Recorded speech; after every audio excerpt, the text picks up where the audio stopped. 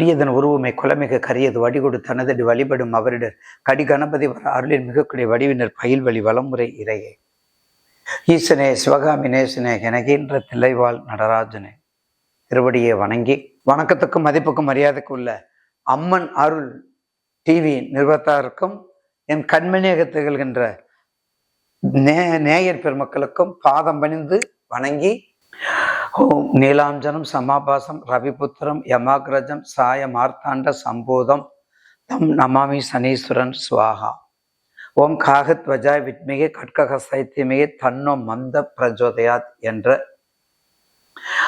விநாயகப் பெருமானுடைய திருவடியை வணங்கியும் அனுகிரகமும் அனுகூலமும் கொடுக்கக்கூடிய சனீஸ்வர பகவானுடைய திருவடியை சேவித்தும் 29/3/2025 சனிப்பயிற்சி சனீஸ்வரனுடைய பயிற்சி.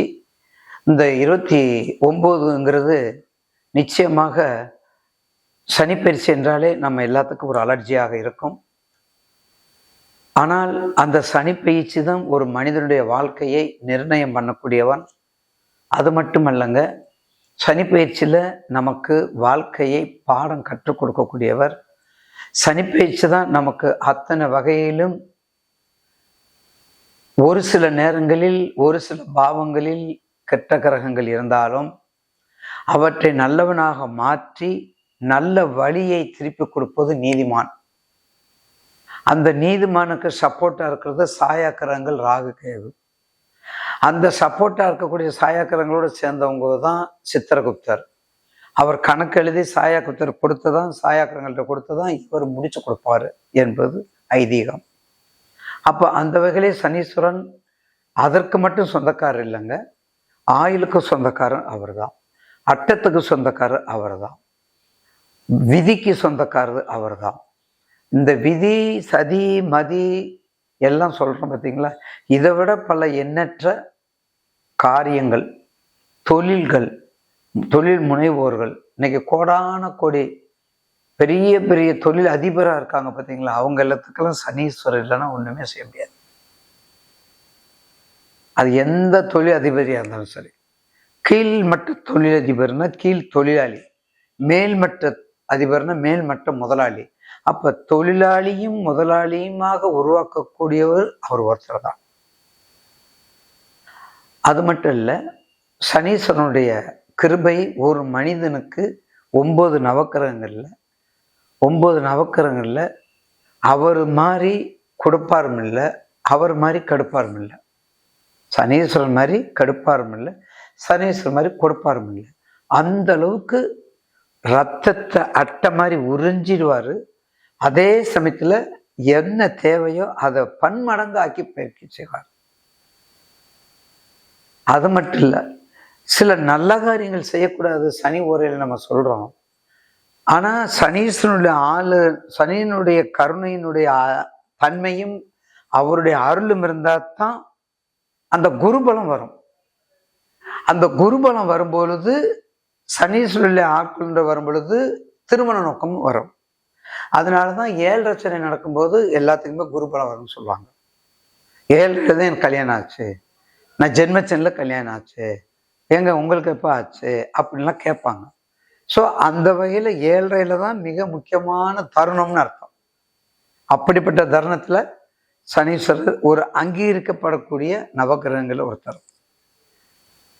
எல்லா தேவர்களும் எல்லாத்துக்கும் பயப்படுவாங்க, ஆனால் சனீஸ்வரருக்கு மட்டும் ரொம்ப அஞ்சிருப்பாங்க. மற்றவங்களுக்கு பயப்படுறாங்களோ இல்லையோ, ஆனால் சனீஸ்வரருக்கு அவ்வளவு அஞ்சிருப்பாங்க. ஏன்னா அவர் கருமை, எல்லாமே கருப்பு சம்மந்தப்பட்டது, எல்லாமே அவருக்கு வேண்டியது. அப்படிங்கும்போது ரொம்ப எச்சரிக்கையாக இருக்கணும். அந்த வகையிலே சனீஸ்வரனுடைய வீடு உச்ச வீடு துலாம் வீடு, நீச வீடு மேச வீடு, அவருடைய நட்பு கிரகம் ராகு, சுக்கிரன், சூரியன் கொஞ்சம் தான் சொல்லணும், புதன். சனீஸ்வருடைய ரொம்ப சனியும் புதன் தன்னை விட்டு நீங்காது, தன்னை விட்டு போகாது. அப்போ யாரு? சனி புதன். அப்படிப்பட்டவங்களோட இருக்கும் பொழுது அவர் நமக்கு நல்ல செய்தியில் தான் கொடுப்பார், கெட்ட செய்தி கொடுக்க மாட்டார். அதனால தான் ரொம்ப உடம்பு சரியில்லைன்னு வைங்களேன், ரொம்ப ரொம்ப சரிவீங்களே, ஒரு ரொம்ப சீரியஸாக கண்டிஷனில் கொண்டு போய் விடுவார். ஆனால் நல்லாக்கி கொடுத்துருவாரு. ஏன்னா அந்த ஆயில நிர்ணயம் பண்ணக்கூடியவர் அவர் தான். அந்த ஆயில நிர்ணயம் பண்ணி அதை கேட்ச் பண்றது அவர் தான். அந்த கேட்ச் பண்ணி மற்றவங்களுக்கு வழிகாட்டியா இருக்கிறது அவர் தான். அப்போ அப்படிப்பட்டவரெல்லாம் இருக்கும்போது இவர் டைரக்டா போய் எதையும் அடிக்க முடியாது. இவர் டைரக்டா போய் எதுவும் செய்ய முடியாது. அதனால தான் கண்டிப்பா சனீஸ்வரனுடைய வழிபாடு, சனீஸ்வரனுடைய 12 ராசிக்குரிய பலன்கள், அதனுடைய அடிப்படையில் அதனுடைய ஜென்மம், கன்மம், வன்மம், அதுக்கடுத்து விரயம், அதுக்கடுத்து பாதச்சனி, கண்டக சனி, இப்படிப்பட்ட பலதரப்பட்ட சனீஸ்வரனுடைய ஆதிக்கத்தில் நமக்கு செலுத்துறதுனால எல்லா மக்களும் ஒரே மாதிரி இருக்க மாட்டோம்ல. 5 வரலும் ஒன்றும் இல்லை. அப்போ எல்லாரும் பலதரப்பட்ட மக்கள் இருக்கிறதுனால அவங்கவுங்களுக்கு விதிக்கு உட்பட்ட தக்கவாறு, தசாபதிக்கு தக்கவாறு அவர் நடந்துக்கிறார். இதுதான் சனீஸ்வரனுடைய இன்ட்ரோ. அவர் பயப்படவே கூடாது. எல்லாத்துக்கும் துணிஞ்சு நின்றா தாண்ட வீரன் அப்படிங்கிறாங்கல்ல, எல்லாத்தையும் இழந்துட்டு அவன் கோல் அப்படிங்கிறாங்கல்ல, இவர் அப்படி இல்லை. இவர் முதல் சீட்ல வரக்கூடியவர். உத்தமமான புருஷர். தப்பு எங்கேயும் நடக்காத அளவுக்கு கொண்டு வரும். இந்த காலத்துக்கு சனீஸ்வரர் அவசியம், இந்த கலியுகத்துக்கு சனீஸ்வரர் அவசியம். கிரேதாயுகம், திரேதாயுகம், கிரபரதயுகம் இதெல்லாம் போக இந்த கலியுகத்துக்கு சனீஸ்வரர் வேணும். முள்ளால் அடிக்கணும் அப்படிங்கிறாங்கல்ல, அந்த மாதிரி. ஸோ அதை கொஞ்சம் கவனம் பார்த்துக்கணும். அடுத்து சுருக்கமாக மேசராசிலேருந்து மீனராசி வரையும் 12 ராசிக்கு சனி பிரிச்சு பலனை பற்றி நம்ம பார்ப்போம். அந்த வகையிலே அடுத்த காரணம் இருப்பது சிம்ம ராசி. சிம்மம் திறமை நம்பர் 1, அதனுடைய அருமை நம்பர் 2, வலிமை நம்பர் 3. செய்யக்கூடிய காரியத்தை செஞ்சே தீரணும் இல்லைப்பட அப்படிங்கிறாங்கல்ல, அப்படி இல்லை, எல்லாத்தையும் செஞ்சே ஆகணும். அப்படிப்பட்ட தன்மை சிம்மராசிக்கு இருக்கிறது. போல்டான அரசியல், ஆன்மீகம், புரோகிதம், அட்மினிஸ்ட்ரேட்டிவ், நிர்வாகம், சீர்திருத்தம் எல்லாமே இருக்கு. ஏன்னா இப்ப அரசியலுக்கு போறதுக்குள்ள ரொம்ப காலம் இல்லை. சிம்மராசிக்கு நிறைய காலம்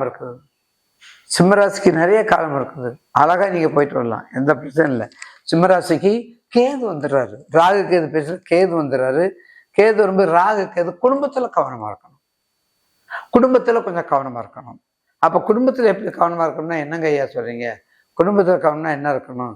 சாமிகிட்ட இருக்கிறோம், கோயில் இருக்கிறோம், நாங்க உண்டு வேலை உண்டு இருக்கிறோம். குடும்பத்தில் இருக்கிற செய்யணும், வீண் பிரச்சனை, வீண் சண்டை, வீண் வாதம், வீண் விவாதம், இத்தனையும் இல்லாம இருந்தா நீங்க சக்சஸ் ஆயிடுவீங்க. சிம்மராசி ரொம்ப சிம்மராசி நேர்களுக்கு அந்த குடும்பம் மட்டும்தான் கவனம். ஏன்னா நான் ஏற்கனவே சொல்லியிருக்கிறேன், மகரமும் கும்பம் மகரமும் கடகமும் சேரக்கூடாது. அதே மாதிரி சிம்மமும் கும்பமும் கொஞ்சம் சேரக்கூடாது. ஆனா இப்ப எல்லாம் சேர்த்து வைக்கிறாங்க. கட்ட பொருத்தத்தை பார்க்குறாங்க. கட்ட பொருத்தத்தை பார்த்தாலும் எவ்வளவு நீ கட்ட பொருத்தத்தை பார்த்தாலும் கண்டிப்பா செவ்வாய் மோசமானவன். கட்ட பொருத்தம் செவ்வாய் கரெக்டா இருக்கணும், ராகு கரெக்டா இருக்கணும். அப்படி இருந்தா தான் நம்ம செய்ய முடியும். ஒரு ஆள் வேலைக்கும் ஒரு ஆள் நீர் கலத்தை நம்ம செய்ய முடியாது. ஒரு ஆள் வேலைக்கும் ஒரு ஆள் நீர் கலத்தை செய்ய முடியாது. எனவே தயவு செய்து அதை மட்டும் மனசுல வச்சுக்கோங்க. அரசியல் புகுந்து விளையாடுங்க, பயப்பட வேண்டாம். அரசியல் புகுந்து விளையாடுங்க. அரசியல் மட்டுமல்ல, ஆன்மீகம் மட்டுமல்ல, புரோகிதம் மட்டுமில்லை, தொழில் ப்ரொஃபஷனல் ஜாப் மட்டுமில்லை, வக்கீல் பார்த்தீங்களா, வக்கீல் எல்லாமே வரும். ஏன்னா உங்களுக்கு எல்லாமே வரக்கூடிய நேரம் உங்களுக்கு சிம்மராசிக்கு. இப்ப என்ன ஒரு பயம்? அஷ்டமத்து சனி. புதுசா தொழில் ஆரம்பிக்க கூடாது, புதிய வியாபாரம் பண்ணக்கூடாது, புதியதாக எந்த செயலில் ஈடுபடக்கூடாது. இருக்கிறத அப்படியே கண்டுக்கணும். இருக்கிறத அப்படியே வச்சு அகலக்கால வச்சிங்கன்னா ஜோசியர் பொறுப்பு இல்லை. இருக்கிறத அப்படியே வச்சுக்கிட்டு வந்தீங்கன்னா சிம்மராசி நேயர்களுக்கு இந்த சனி பயிற்சி இன்னொன்னு சொல்றீங்க இல்லைங்க, கடகராசிக்கை விட சிம்ம ராசிக்கு அதனுடைய பாதிப்பு குறைவு. கடகராசியை விட சிம்ம ராசிக்கு அதனுடைய பாதிப்பு குறைவு. ஏன்? கடகத்துக்கு எதிரி சனி, ஆனா சிம்மத்துக்கு எதிரி குரு. அதனால உங்களுக்கு குருவும் சனியும் பகை இல்லை, சூரியனும் சனியும் பகை இல்லை. எனவே தயவு செய்து சிம்மராசி நேயர்கள் அஷ்டமத்து சனியில பயப்பட வேண்டிய அவசியம் இல்லை. தைரியமா செயல்படுங்க. சிம்ம ராசிக்கு முக்கியமா நீங்க என்ன செய்யணும் தெரியுமா? பஞ்ச புராணம் படிங்க. பஞ்ச புராணம் படிங்க. பஞ்ச புராணத்துல சிவபுராணம் படிங்க. கோளறு பதிகம் படிங்க. நடராஜர் 10 படிங்க. நடராஜர் 10 படிங்க. அந்த நடராஜர் 10ல ஒரு பாட்டு அற்புதமான பாட்டு இருக்குது.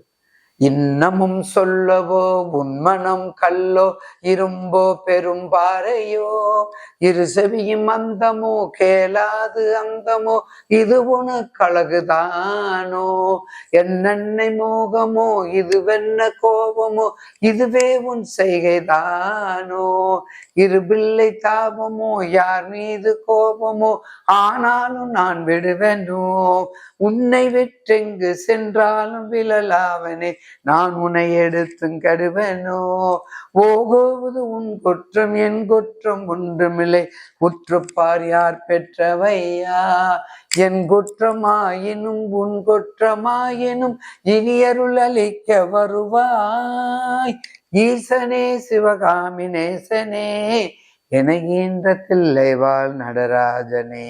இந்த பாட்டை படிச்சுட்டாங்க. இந்த பாட்டை கண்டிப்பா படிச்சுட்டு கண்டிப்பா சிம்ம ராசிக்கு எல்லாமே இந்த அஷ்டமத்து தாக்கல் குறையும். பலமுறை சொல்லிட்டேன், சனி பயிற்சியில அஷ்டமத்து சனியில கடகத்தை கொன்னுருவான், தேய்த்து கட்டிடுவான். ஆனா சிம்ம ராசிக்கு அப்படி இல்லை. சிம்ம ராசிக்கு கொஞ்சம் கவனமாக இருக்கணும், கொஞ்சம் கவனம். ஏன்னா அது நட்பு கிரகம்.